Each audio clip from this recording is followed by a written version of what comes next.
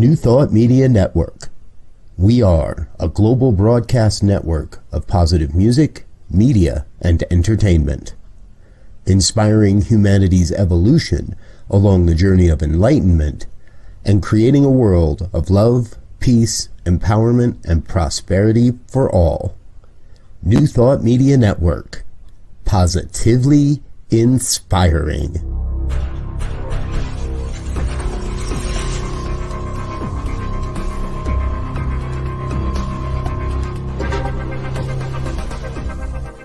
Live from a secure concrete bunker somewhere in Ohio, New Thought Media Network presents Pastor Michael Mangus with Friday's Fireside Chat, spiritual conversation for today. Here he is from the secret radio room, surrounded by thousands of watts, Pastor Michael Mangus.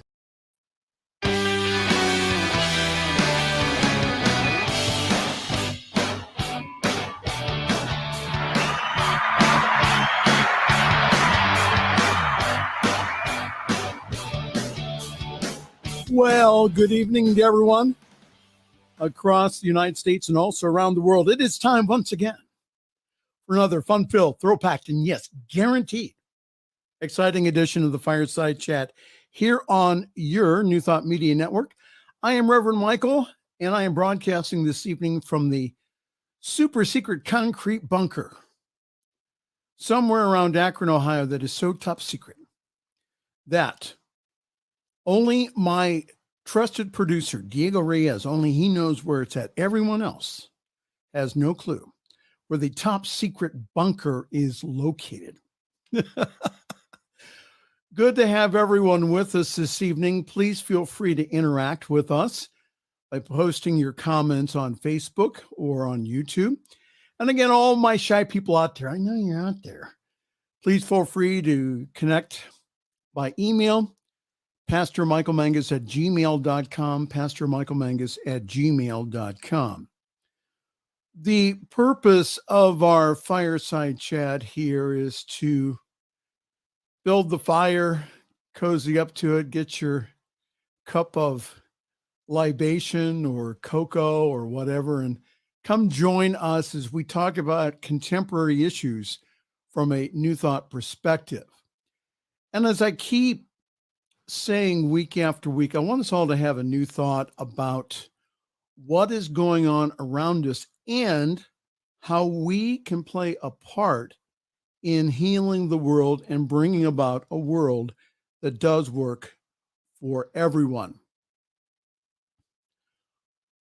We'll be discussing the grand jury decision on Monday not to press criminal charges against the 8 police officers that gunned down Jalen Walker in Akron last summer, with over 46 shots entering his body.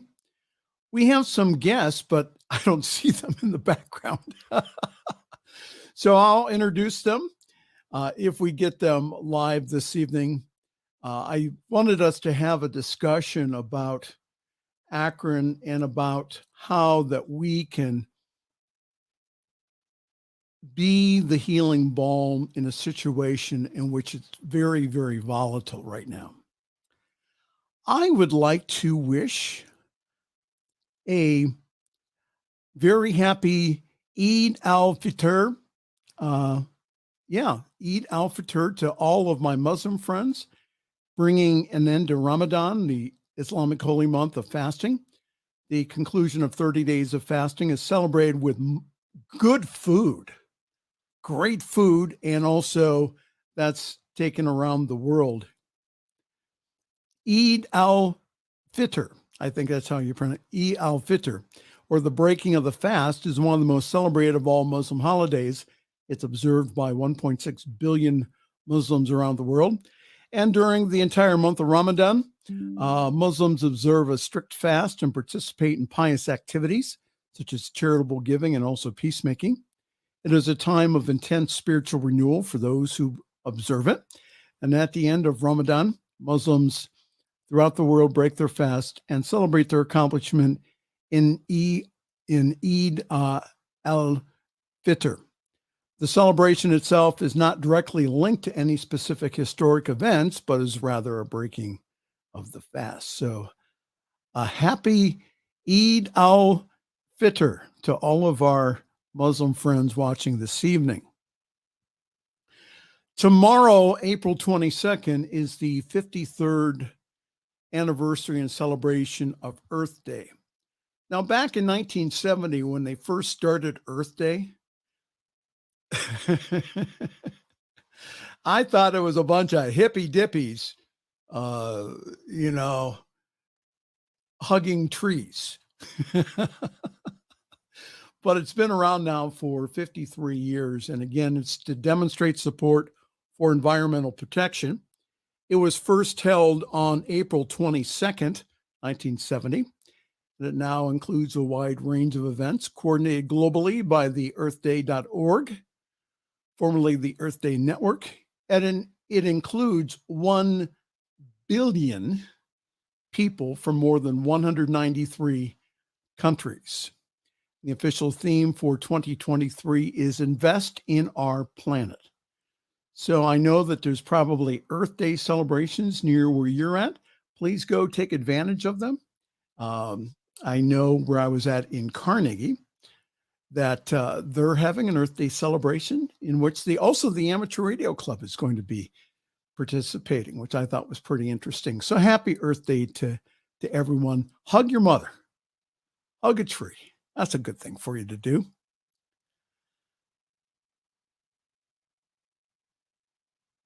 So let's get to the news.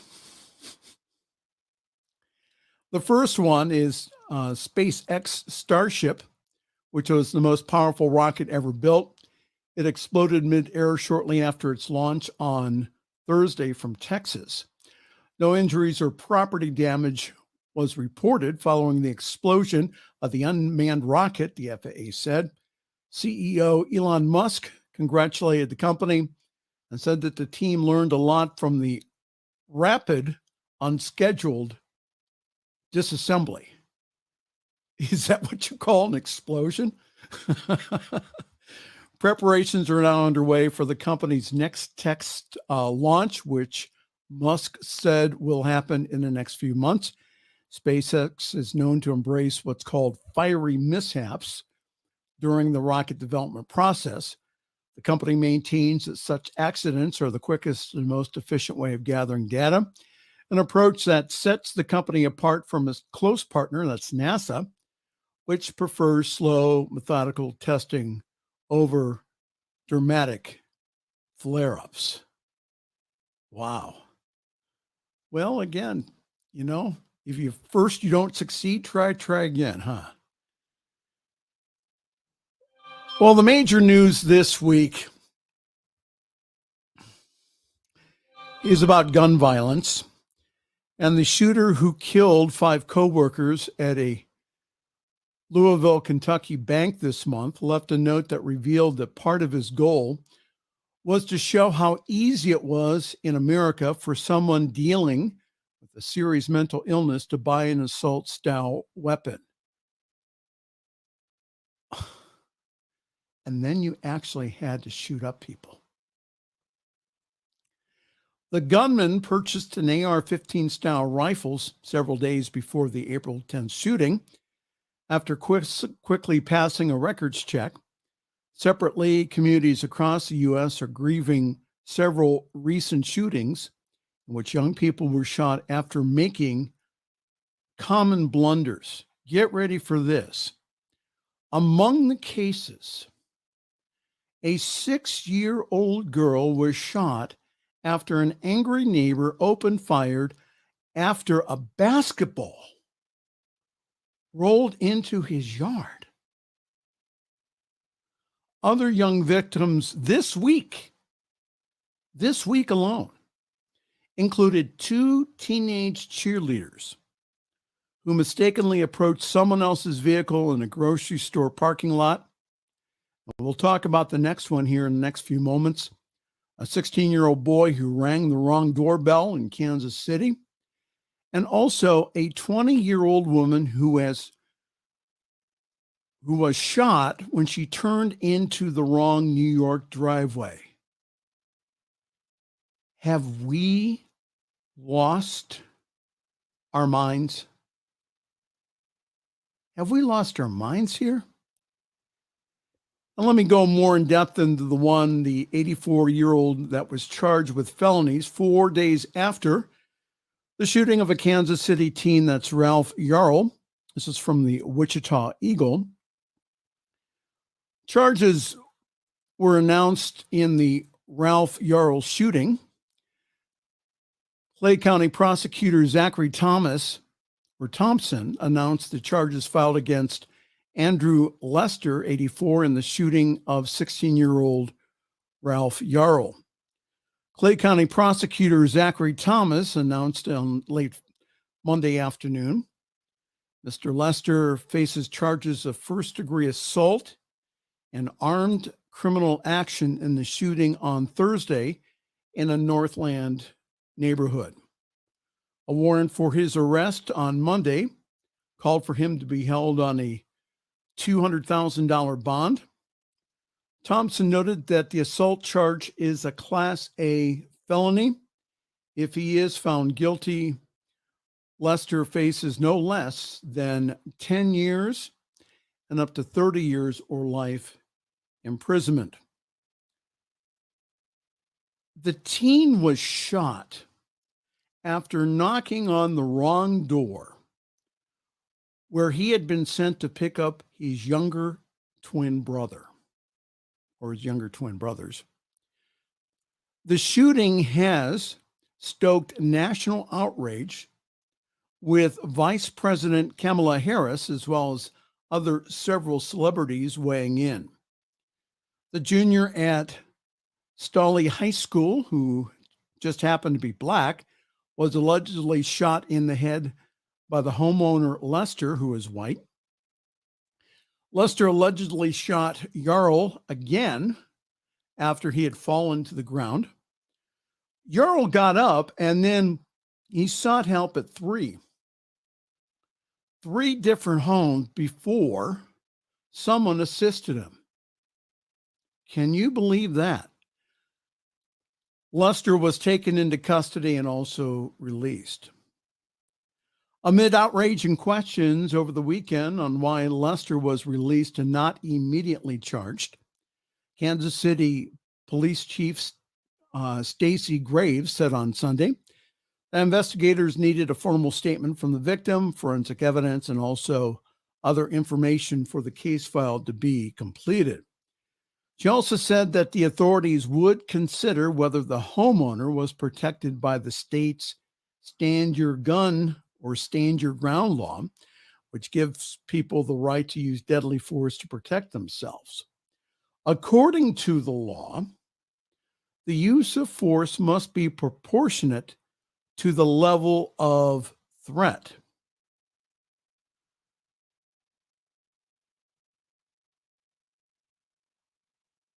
This is a time in which we must be willing to have hard conversations about racism in this country and, sadly, in our communities. We stand with the Black community and also everyone else crying out for justice. Ben Crump, a national civil rights lawyer who is working with the Yarl family, said that President Joe Biden spoke with Yarl and his family for around 20 minutes early on Monday. Biden offered his prayers and invited him to the White House once Ralph Yarl's health improved, Crump said.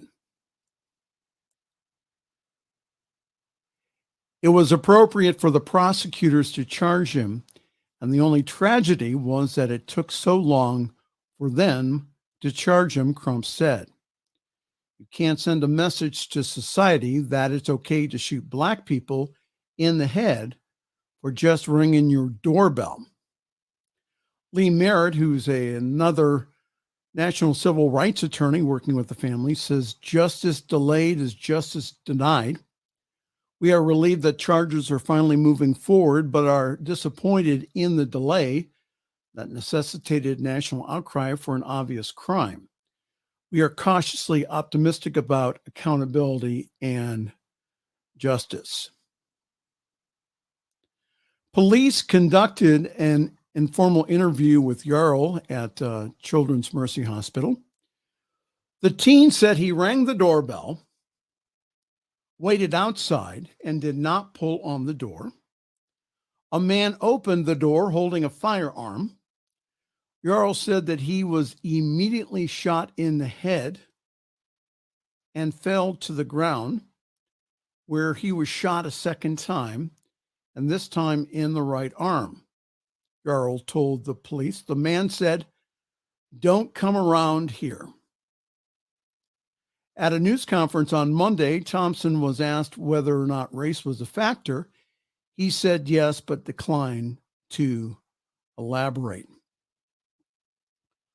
One of the wonderful things that I think that has happened out of this is that Ralph Jarl is still alive. This is the latest update, again from KMBC.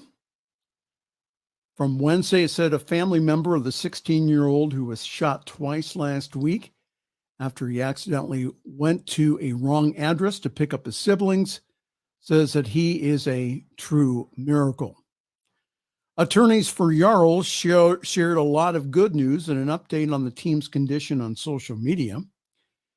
He is home and looking great. Ralph is a walking miracle with a head of steel, said activist Sean King in a post that was shared by attorney Lee Merritt.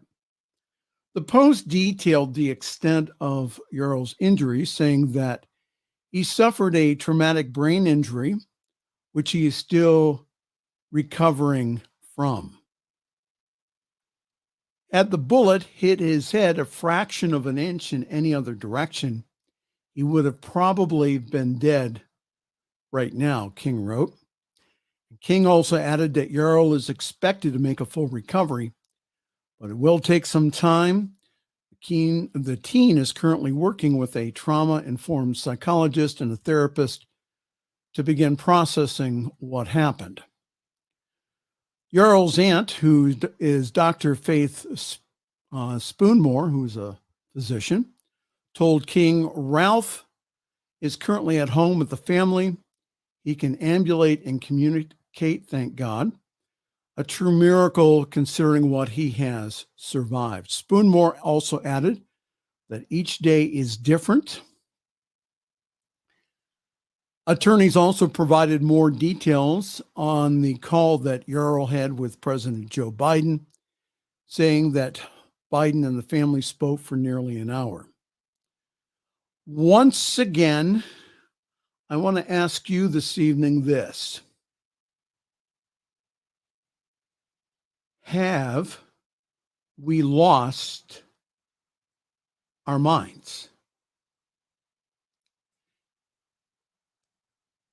It's one thing to have a gun for protection. However, a gun is a lot like an automobile. If you use it in the right way, it's helpful. If you use it in the wrong way, what's going to happen is that people will get killed. Shooting at young people for making a mistake, and all of these youngsters were under 20. All of these people under 20 for mistakes is just insane. Another report this week that I read was that the grandson, or one of the grandsons, said that Andrew Lester was a racist. Now, again, his son came on to refute that. However, this insanity has to end.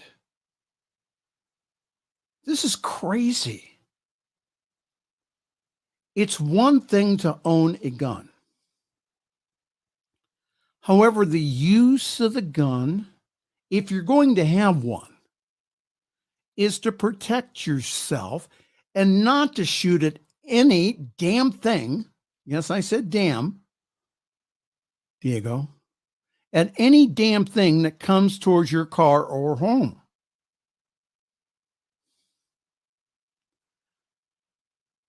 We need to have a national rethink about this. And what I wanted to talk to our guest about this evening is that probably, and I know that we need a spiritual awakening that honors the divine nature of each and every person. All right? My prayers are with the families and also the communities affected. And we'll be talking about another situation here after our break. Hi there, this is the Friday Evening Fireside Chat here on the New Thought Media Network. I'm Reverend Michael. Good to have you aboard with us this evening. We were supposed to have guests this evening, but I have no idea where they're at. So this may be a short fireside chat this evening, which is okay, because I know I have a lot to say about Akron.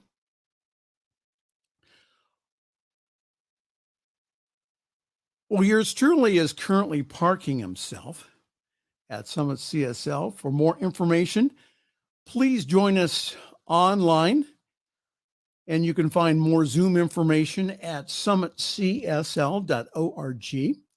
There you will find information about our wonderful Sunday gathering online at 10:30 Eastern, 7:30 Pacific time. Grab your cup of coffee, your tea, your espresso, your chai tea, your cocoa, whatever gets you awake in the morning, please join us. And this Sunday, our speaker will be our spiritual director, practitioner Diana Mangus, who will be speaking on, because of Earth Day, love your mother. How about that? Go on summitcsl.org for more information, how to join our Zoom call. We would love to have you come on. It's a great time, great fellowship, great group of people who has grown since last year. So we would like you to be a part of that growth. Our Facebook page also has past broadcasts of the Fireside Chat, and also yours truly when he's praying on the New Thought Media Network. I've had meetings this week, discussions. There is so much in the pipeline here at the New Thought Media Network. And there's one reason why we do it. And that's because of you. To give you wonderful spiritual food that will awaken that divinity in you. So if you could, help us out. We would really appreciate it. Go to ntmedia.org/donate. There you will find more information on how you can give either a generous one-time gift, or you can do like I do and give on a monthly basis.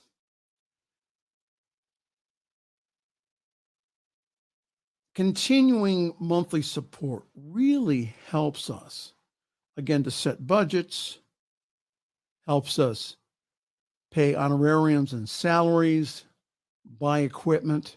It really helps us, again, stabilize our budget. So again, please help us. I think that we have a pretty good track record of not only how we spend the money, but how we are able to affect the world with what we're doing here at New Thought Media. So please help us. Go to ntmedia.org/donate. And again, thank you so very much. We will be right back with more activities. This is the Friday Evening Fireside Chat here on your New Thought Media Network. New Thought Media Network. We are a global broadcast network of positive music, media, and entertainment, inspiring humanity's evolution along the journey of enlightenment and creating a world of love, peace, empowerment, and prosperity for all. New Thought Media Network. Positively inspiring. Happy birthday, Camp Cedar Ridge. We invite you to come camp and celebrate our first year while in sacred service.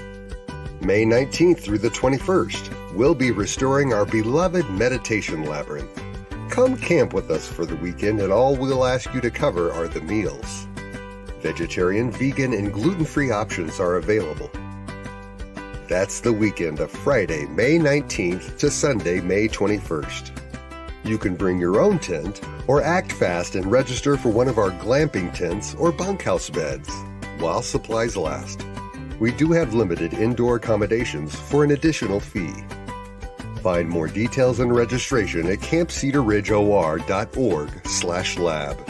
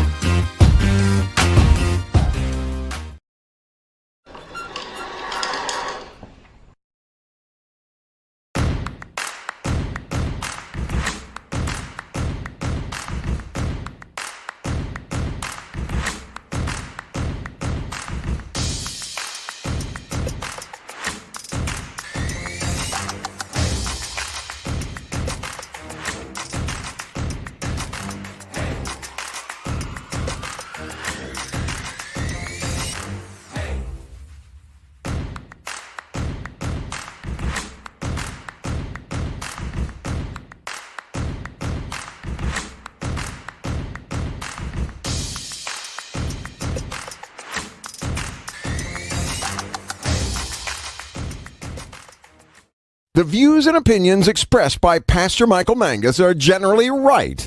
However, they are his own and do not reflect the views and opinions of New Thought Media Network, Centers for Spiritual Living, or any other person living or dead.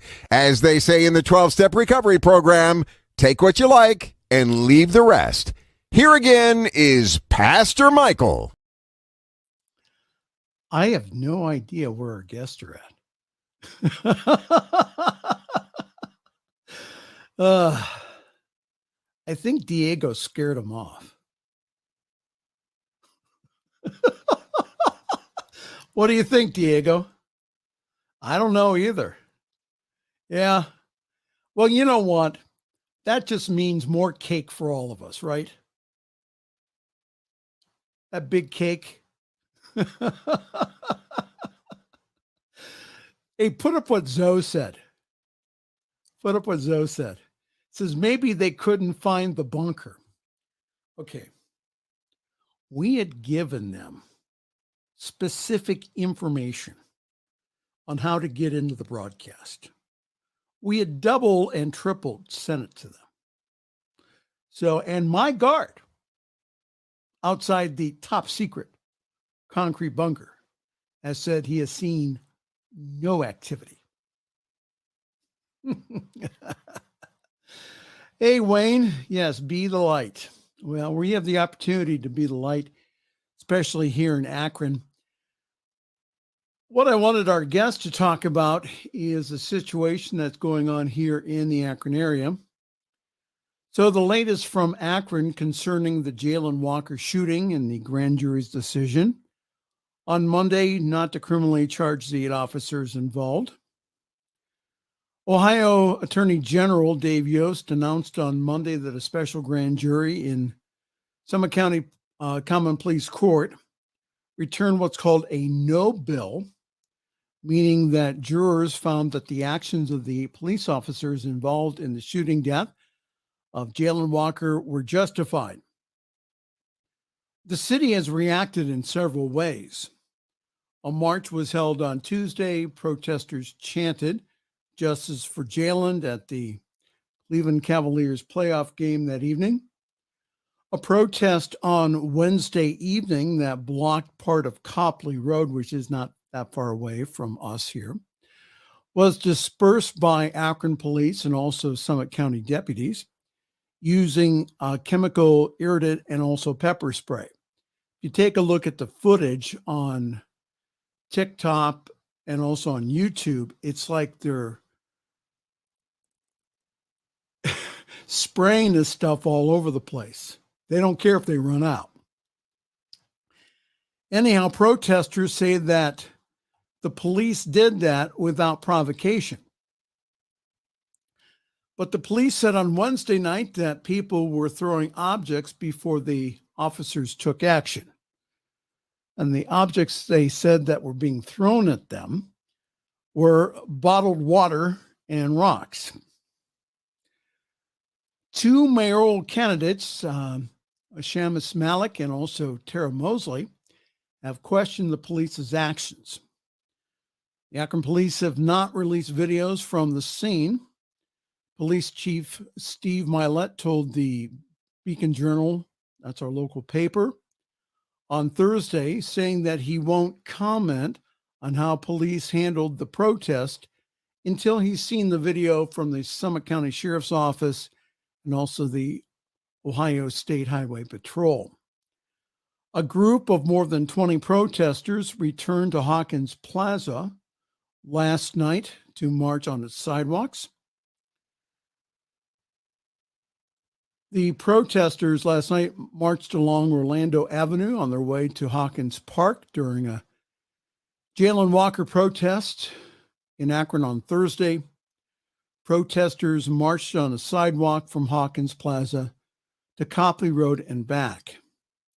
More than 20 protesters returned to Hawkins Plaza on Thursday evening, less than 24 hours after a night of protest that ended with police and also sheriff's deputies deploying tear gas and also pepper spray. When encountering one of Akron's police squad cars, the group used the sidewalk and crosswalks to march in a square at the intersection of South Hawkins Avenue and Diagonal Road. The protesters marched on the sidewalk in the area until around 9 o'clock that evening before dispersing. Again, our police chief, Steve Milet, reviewed the body cam videos, and he says he's withholding comment until they are reviewed by other people. In a statement released on Thursday evening, Milet says that he has received numerous requests for information from city council members, residents, and also media regarding the police action at Wednesday's protest on Copley Road, where some reported that, again, that Akron police and also Summit County Sheriff's deputies deployed chemical agents again against a largely peaceful crowd. So what they're saying is that the police went ahead and they may have agitated the individuals, again, throwing the bottles of water and also the rocks. Milet said this. He said, "I'm waiting on video footage from a few of our partner law enforcement agencies to help clarify some confusion. Before I explain what happened, I need to be sure of the timeline of events. If the information is released prematurely and without the facts, that misinformation could cause irrevocable damage. As soon as I can confidently determine the exact circumstances of how last evening unfolded, I will make that information available to the public. If we've made mistakes, we will improve upon them. If the officers' actions were reasonable, we would share that information also." Freedom Bloc, that's spelled BLOC, has called for a ban on the use of tear gas in Akron. I think that would be wise right now. After Akron police and also Summit County deputies deployed chemical agents at Freedom's Wednesday night protest on Copley Road in West Akron, the activist group Freedom Bloc called on the city to ban the use of tear gas in the city. The group's leader is also calling for the 8 police officers involved in Walker's death to be fired while vowing to continue protest. I'm personally asking the deputy mayor, Marco Somerville, who just happens to be running for mayor, and also Chief Steve Milet, to call off their militia from torturing citizens and just do the right thing. Fire these officers immediately before someone gets seriously hurt and more lawsuits get filed against our city. And that quote was from Reverend Ray Green Jr., who was Freedom Bloc's executive director. The group, along with other Black community leaders, has a long-standing list of demands for reform in the city. Ward 4 Councilman Russ Neal, who just happened to be at the demonstration, luckily, when chemical agents were deployed by the police. Neal said he arrived at Copy Road at the scene of Wednesday's demonstration as chemical agents were being deployed. Neal said he spoke directly to the Akron police chief by phone and directly to those who organized the protest. You know, now that I've heard from the chief, I understand what concerns were as far as how the road was blocked. They didn't like that. The police didn't. However, police and sheriff's deputies on the scene appeared to have provoked the crowd, he said.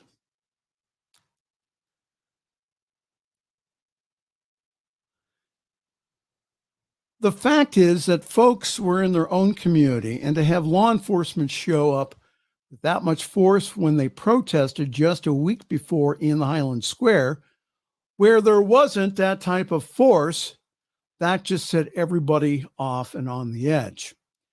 Tear gas and pepper spray, which again, if you take a look at the videos, they were using a lot, were released in the air, and you know that never just stays where you shoot it. It disperses throughout the whole crowd. It just made matters worse. And there, from what I understand, there was children in this protest march. If the reasons why they said that they sprayed is because people were throwing bricks and other things, I can understand that. But Neal said, I didn't see any of that, so I can't speak to it. I haven't heard anything about anybody from the crowd there throwing things. Also to report is that compared to last year, that there's only been 5 or 6 businesses that have suffered window damage compared to last summer, when 60 to 70 businesses in the downtown Akron area had some sort of damage. If you go into the downtown area, it's almost like a hurricane is coming. You see the plywood up against the windows.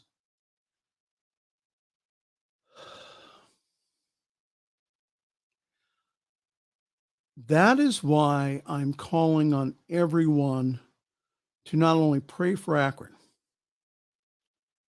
and also the peace of Akron, but also justice in Akron. Peace and justice go together. They're not separate. I understand the anger. Again, this isn't an isolated incident. What happened last summer to that young man was in a long string of complaints against the Akron Police Department about people being pulled over driving while black. So what I wanted to talk to our guest this evening was about that and about how we really need to be a part of the solution. So a lot of people ask me, they'll say, well, Michael, how can we help here? The first thing that you can do is this. If you do nothing else, is make sure that you vote in your local elections. Elections have consequences. There was a citizen review board that was voted on by the voters last fall. It allows city council to appoint 9 people to this council, while the mayor also can appoint 3. So that's 12 in total. Who the mayor appoints can make a huge difference in the review of cases, including this case that I just talked about. That is going to be one of the first cases that the Citizens Review Board goes ahead and takes a look at. I have been encouraging, along with other clergy, peaceful protesting, also restraint from all sides. As I have told people who are angry and sad about this, there is justice coming. It may not come in the form that we think it will. But again, there's federal investigations going on. Again, the review board will meet about this. Also, the police department is doing an internal audit on this. And also that there will be a civil suit filed in this. Jalen Walker's life is not, and his death will not be in vain. We here in Akron are supporting, again, change. And we ask for your loving support in this by praying for Akron.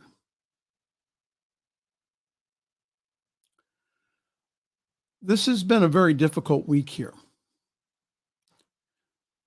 Everyone has been on pins and needles. Again,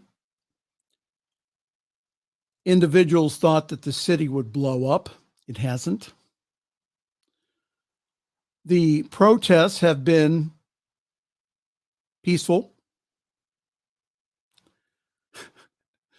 The police and also the city hall went ahead and put up a protest zone in front of City Hall and also the police station, saying that protesters could say their piece there.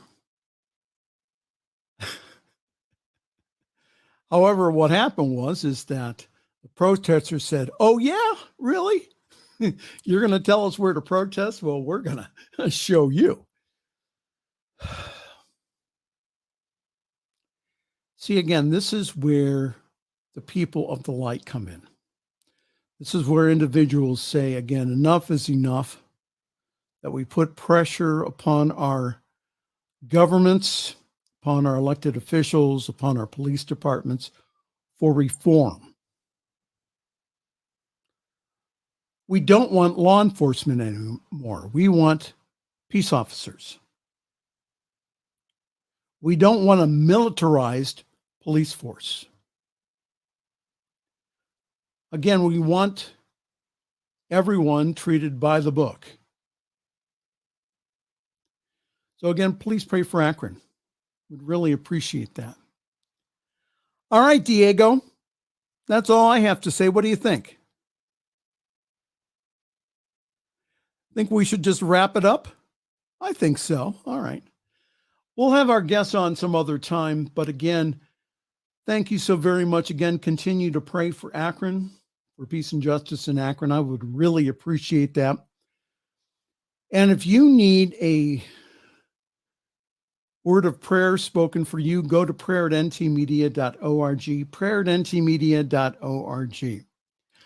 On behalf of all of us here at the New Thought Media Network, I am Reverend Michael Mangus, and I'm going to wish you a wonderful week. And thank you for watching. Thanks for joining us this evening for Friday's Fireside Chat with Pastor Michael Mangus. Join us again next week at 8 Eastern, 6 Mountain for more spiritual conversations for today. For more information and replays of past shows, please visit the New Thought Radio and Media Network's Facebook page. Until next week, may God bless you richly and abundantly.